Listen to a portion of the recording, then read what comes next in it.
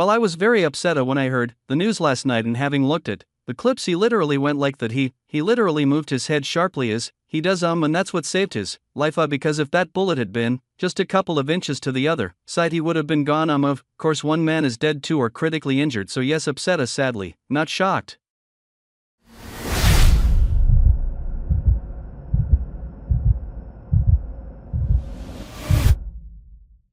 I'm afraid the narrative that is put out there about Don Trump is just so dangerous and so damaging, and look, we've seen it in British politics. There are extremist stroke terrorists on either end of the spectrum, but what we see through mainstream media and social media are millions of people turning towards hatred, and I have to tell you, Tom, we're not that far behind, I'm afraid, in this country too.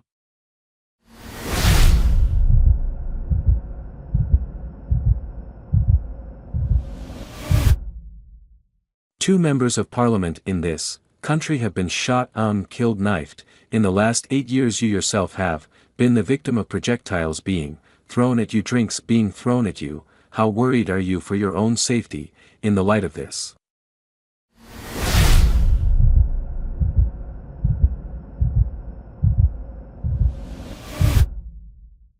So the last time someone threw a drink at me was last Wednesday. I generally don't publicize it when these things happen. Sometimes you see it on full view with something chet in my face or SM thrown at me or whatever it is. Normally, Tom, when it happens I just don't talk about it, but okay, now I will. It's amazing that when in the European election 2019,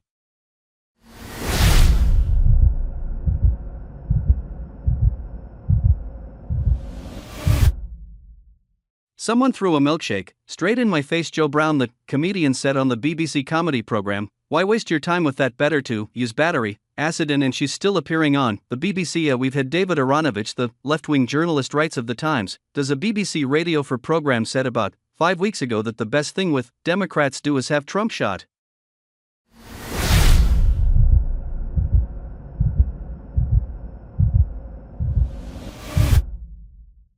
And he's still working for the Times, he's still working for the BBC, but I'm sorry, but there is too much of this. It's kind of acceptable to say vile and horrible things about right-wing people, but if I said something about somebody in the Labour Party anywhere near that, I'd be out of the House of Commons within 24 hours, so we need to have a proper rethink. Yes, there are bad things said on both sides, but I do believe that the role of mainstream media has a lot to do with this.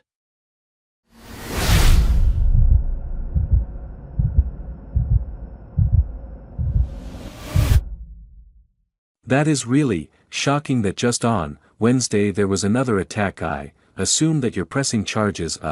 What more can you tell us about that?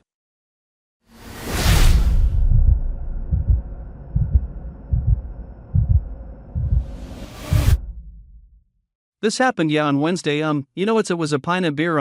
Always press charges. If I can, I always press charges. But you see, it's perfectly acceptable because it's funny if I'm attacked. It's funny. It's an object of a joke, and it could be on a major BBC program, and no one cares. And I'm sorry, but this is all too much one way. And we see it through media, through social media. We see it. I was very shocked, actually.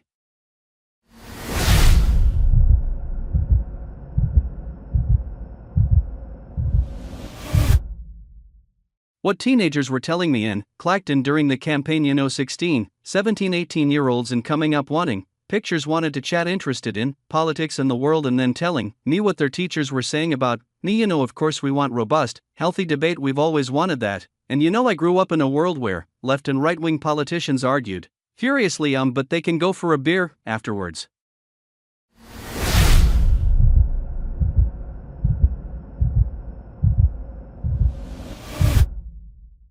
But it's somehow the new left, liberal elite have this sort of form of intellectual superiority where they believe they're better human beings than those on the center right, and that is what's run through media education, and that is at the heart of this problem: liberal intolerance.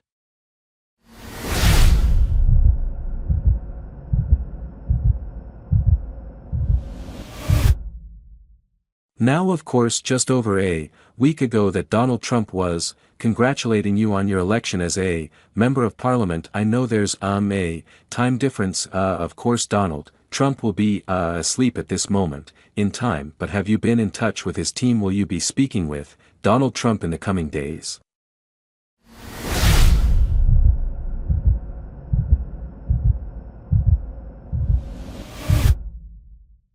Well, I had a good chat with him during the week and I did say to him if I hadn't been elected to Parliament I'd be with him this weekend, so I would have been at that rally if I decided not to stand for Parliament, but I've now decided, Tom, in the light of what's happened that I will fly out to America this week. I will go and see my friend, and I'll do it, I'll listen to his acceptance speech at the convention on Thursday.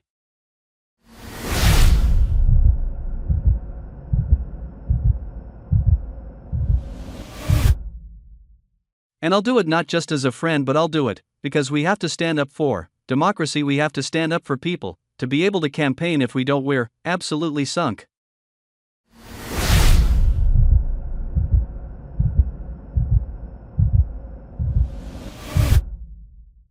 That's a powerful symbol. I'm sure many people will remember, when Tony Blair, dropped things, flew out to the United States, after the 11th of September, 2001. It was seen to be a huge moment of unity, between our countries. I suppose at moments like this it does feel like there is something profound going on, and that sort of gesture of unity, I'm sure, will be hugely appreciated.